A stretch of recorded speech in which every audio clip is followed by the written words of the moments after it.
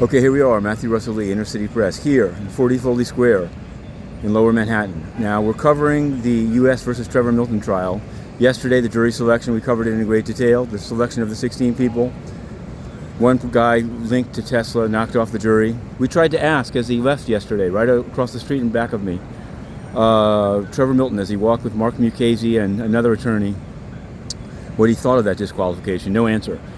I couldn't help thinking overnight, it sort of reminded me of covered in 2019 here, the SEC versus Elon Musk, up on the 9th floor of this building, in front of Judge Nathan, now on the Second Circuit. Basically, it was a 2-hour oral argument about Elon Musk's tweets.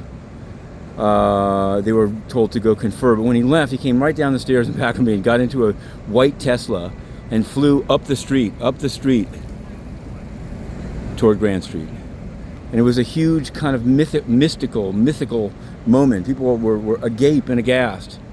And the contrast to the terse-lipped exit yesterday, then again, this is a criminal trial.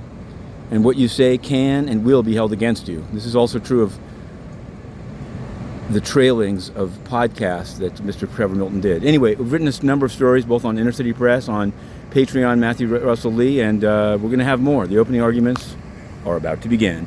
We're also covering the United Nations, where we've uncovered a lot of corruption. In fact, we're going to be writing a story this morning, a third or fourth in a series about sexual quid pro quo corruption in the UN mission in the Democratic Republic of the Congo, known as MONUSCO.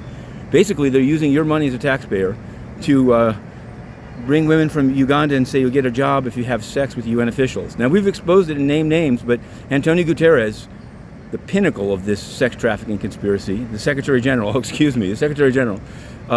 we say it because they won't answer questions, and his answer to these kind of questions is to have the Inner City Press banned. Well, there's a new president of the General Assembly, ostensibly the head of the organization, Korosi, but so far he chose the same spokesperson as the last one, and I don't know who his staff are. We're going to be reporting on that today because there needs to be transparency. Inner City Press, to be continued.